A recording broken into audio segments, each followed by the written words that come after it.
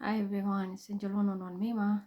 Happy holidays to all those who celebrate Christmas and enjoy with your families.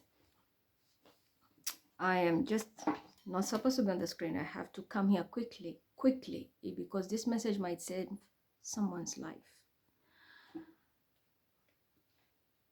There is I think I spoke earlier about it. This tendency of taking money or using money energy as a form of shielding people. I have spoken earlier by audio, and now my copycats used it. But I have to explain this in detail so you understand. If you want to shield yourself, okay, let me take this. This is what happens. We all have it by default. The moment you're born, we all have this. We have this curve. We have this curve.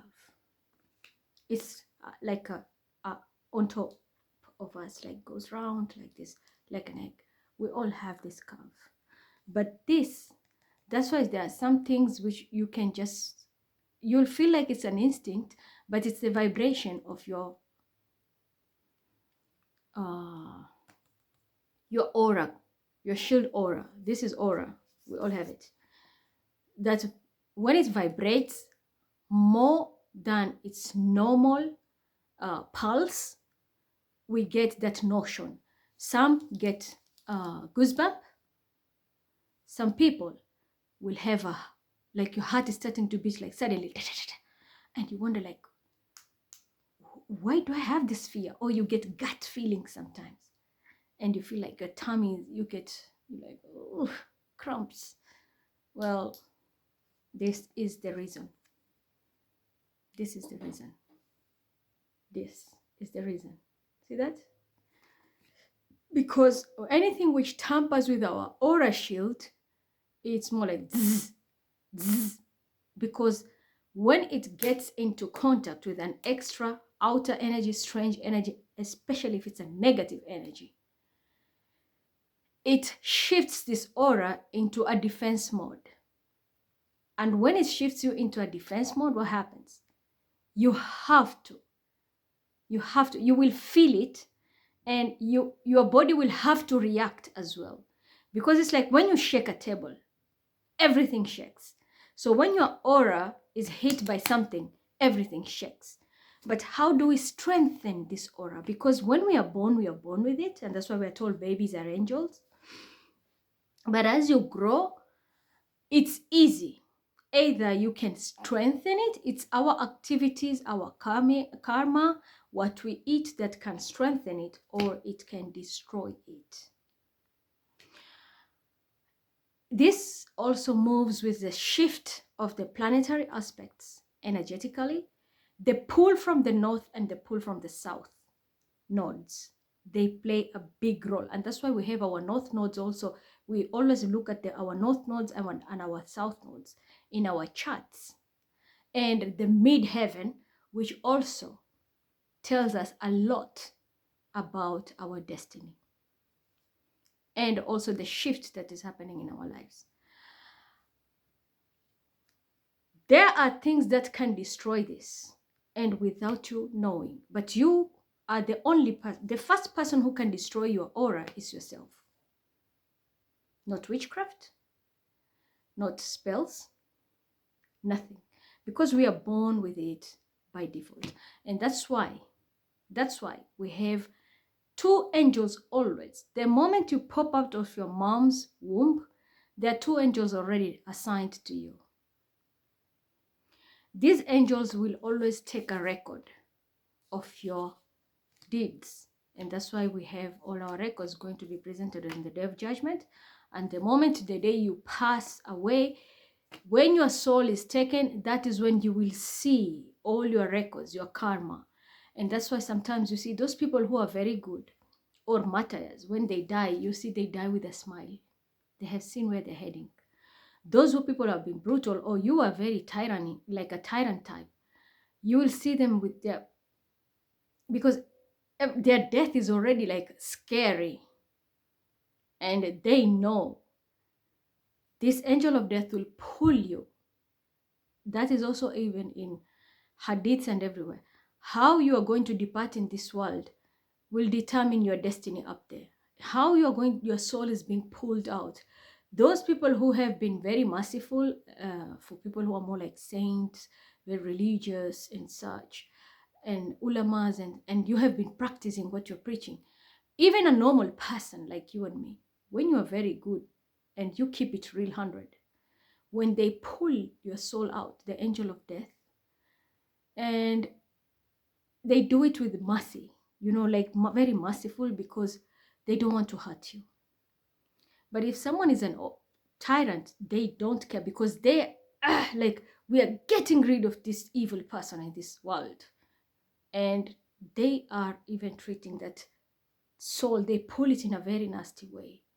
And that's why when we reincarnate and you departed this world with a very bad soul, it comes back in the same way. And that's why you see most people who reincarnate and they had bad karma, they come back with a lot of revenge. Pay attention, people who are very karmic, people who are very revengeful here. These are the people who came from the past life. They left with a lot of, their soul went back with so much pain, and they had accumulated so much karma that when they come back here, they are always in revenge mode. They want to destroy others, they want to harm others, they never want to see anything in the light. They will always create problem for others.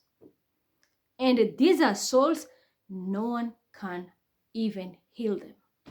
Summun bukmun umuyun fahum la yarjiun. Even in Surah Al-Yasin, this verse is written. These are people who can't hear, they can't see, and even when you try to explain, they can't even explain themselves. They're like totally lost. And this is what is exactly being activated in the upcoming new year. I wanted to do so much deep reading when it was on new moon, a full moon, because that is in Cancer, and that is like the mother of everything. If you will know how to penetrate through this energy, you will survive the next year. But I know most people will not, because it's a lot of work also to be done. But I will not do it because, as I said, when I come to the screen and shed my tear because of dhulma and just actions done on me out of greed and spite, because someone lost everything and wants revenge, trust me, you will pay a dear price for that.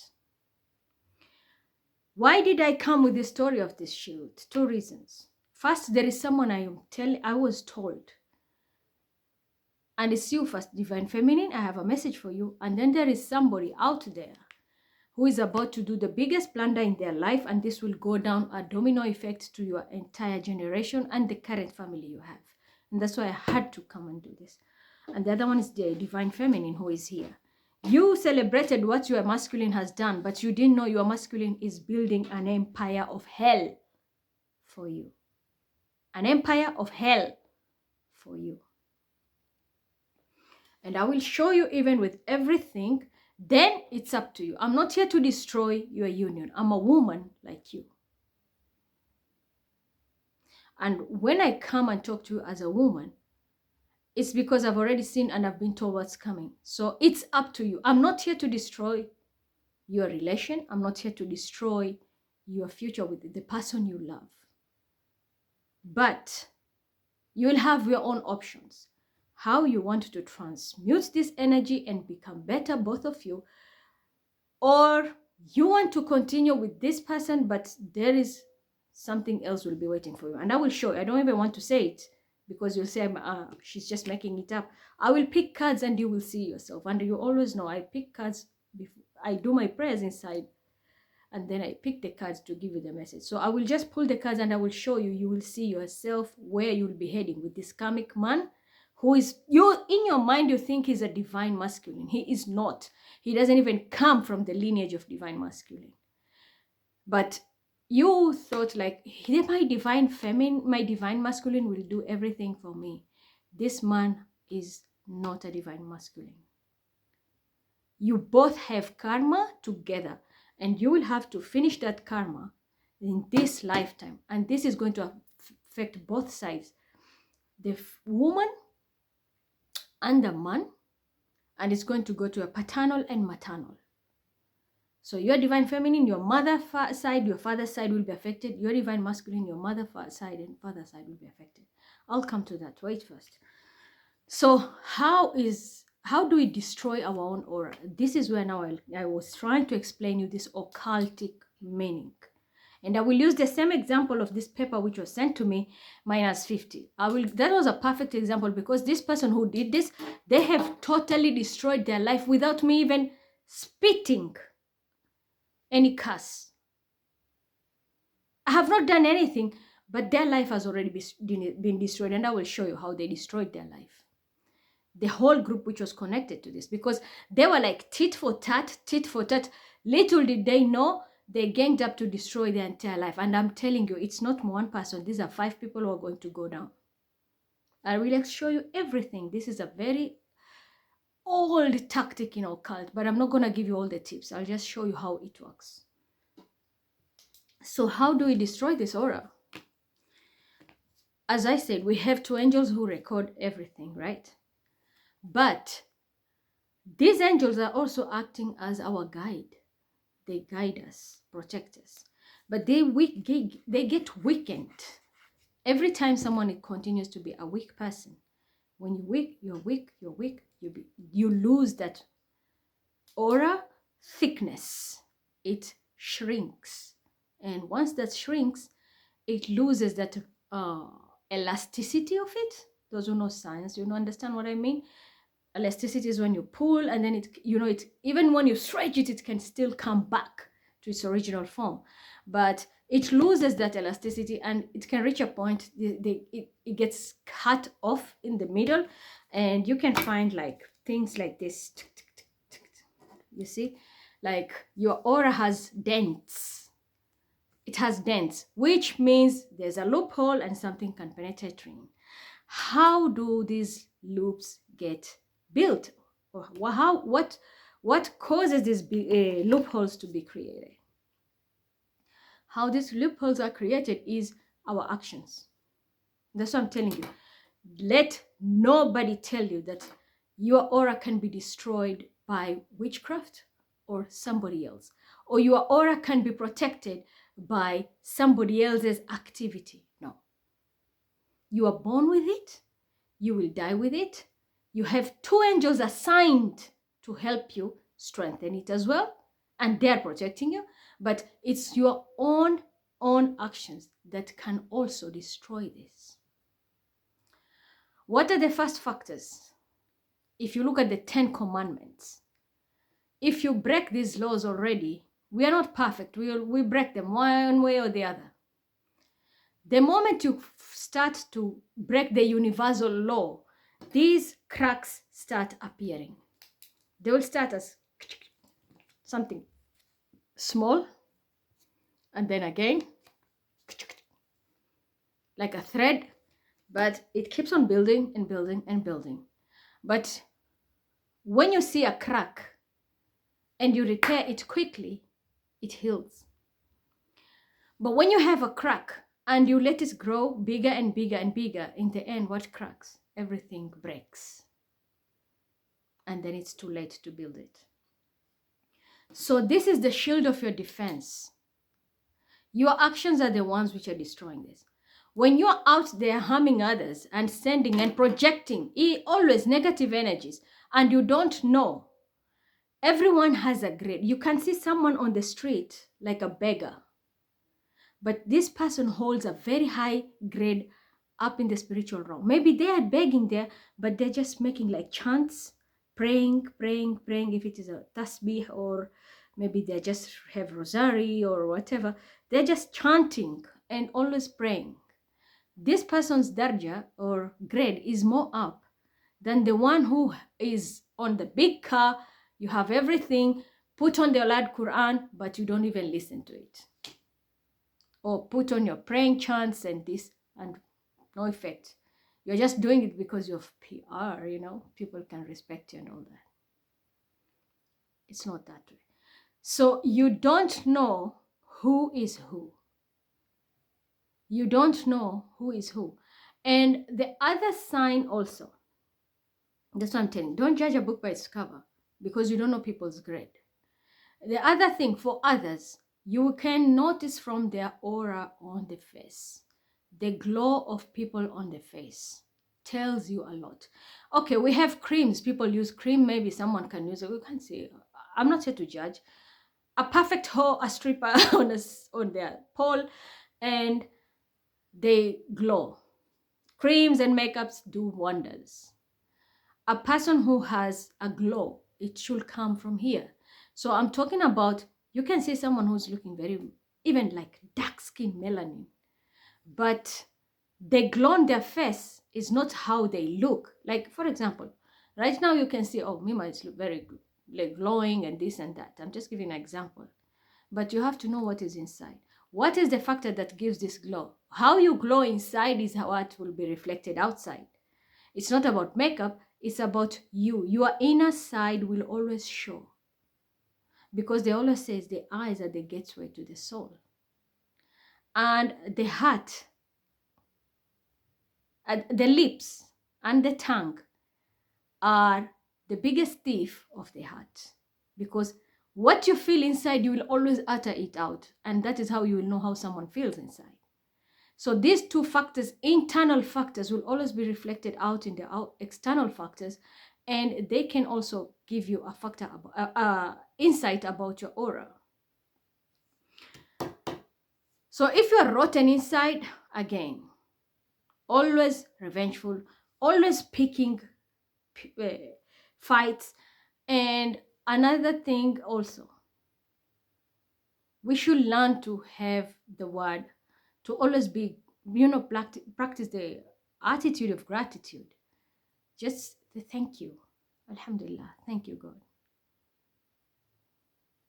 That helps a lot. Because if you can appreciate something very small, it means you have room for more. You can appreciate others and more other things. This strengthens you. Because it shows if you can appreciate the little things in life, it gives more life in your aura. Believe me, it gives me more life in your aura. The third thing, we have a tendency believing that, and this is that occult thing that I was really angry and making noise because someone is like out of control with this bullshit. And I don't know who is this teacher from the occult that is creating all these dramas. That, okay, if I take minus 50 from Mima, it means Leo is protected. Bullshit. This is how Leo is destroyed. Ask me why. First, you have taken it without permission. Okay? If someone gives you sadaqah, it's different. But if you create a situation where someone has to pay unwillingly, but you have a different agenda, like I know, I don't have any bills to pay from all this bullshit that they have sent me. It's all lies. But someone did it because they're trying to cover up other things.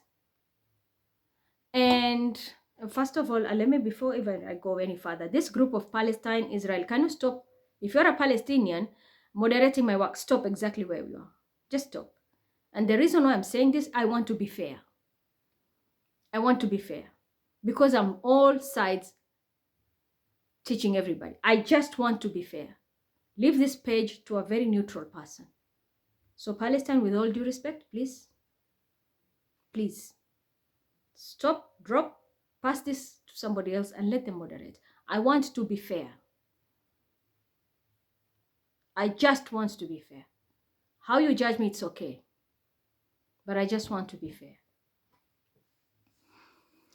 So how do you destroy this person who has taken minus 50? First of all, giving sadaqah is totally different. We are even told sadaqah is like pouring water on fire, which means it distinguishes everything. So even if there was danger coming, when you give sadaqah, it heals. And sadaqah, it doesn't have to be money. Do you know that even giving someone an advice, that will help them is sadaqah. Do you know even removing something harmful from the street and pushing it on the side? It can be even a simple stone. You just put it on the side. That's sadaqah. You have seen a bread which has fallen, pick it up, put it in a position where it's more up. Nobody will step on it. An animal will come and eat it. That's sadaqah. Do you see the little I do? How many videos you've seen I go to Bibrish there and do my sadaqah? I will take sugar from my house. I will take a piece of bread. I will take rice. And whatever is available. And I will go there. The best sadaqah, give it to someone who is pure. Give it to a creature which is pure. Living, non-living. I will explain why I'm saying non-living. I take maybe like 1 spoon or a handful sugar. I go and I know there's an anthill there. I just pour that sugar. They're going to feast on it, and trust me, those animals do pray. Those insects do pray. When you feed them, remember, these animals have no sins. Hayawan has no sins. And I don't mean the animals here. Real life. We're talking real stuff now. They don't have any sins. And those are the best ones that they can heal and to receive the sadaqah. If you have much, give to people, give to orphans, give to the poor, give to the widows. It's good if you do that. But let's say you don't have much, but you are in the urge of giving because you feel I need protection. I need to build my aura. Something is off about me. I need to realign my energy. Do that. You don't need to go -50 to protect somebody and use manipulation. I will show you how you're destroying this person and how you have even destroyed yourself. I'll show you. And this is one of the secrets of the occult. I'll explain it to you. So what do? Take that little amount, give it to the animals or pets, insects. They are harmless. They are going to pray for you. That's the best sadaqah. It's the best sadaqah to give. So you can give it to them. I do it. I go to an anthill, I put a handful of sugar there. I know they're going to feast it like there's no tomorrow. I go with my rice, throw it, the pigeons come and eat it. I have my pieces of bread and other stuff, for example, I'll look for the birds also, I'll give them. And at the same time, I also throw it to the river, to the ocean. There are fish, there are other creatures which are there too. There are plants which also need nutrients, for example, extra nutrients. So I throw a bread, it just decomposes there, and it helps in neutralizing what? The algae, the seaweeds, the plants which are inside this ocean, which later the fish will come and eat. What about non-living thing? How do I make sadaqah with non-living thing? We always know, like, quote unquote, in mundane level, everybody knows the earth is a non-living. You know, the bottom like this is non-living. But in reality, it is living. Because when you plant a seed, it brings up what? After germination? A plant. So in our mundane level, we know that this is non-living, but in reality, it is living. So that is why I put it in the category of the normal language, non-living, but scientific, it's living. You can just take a seed,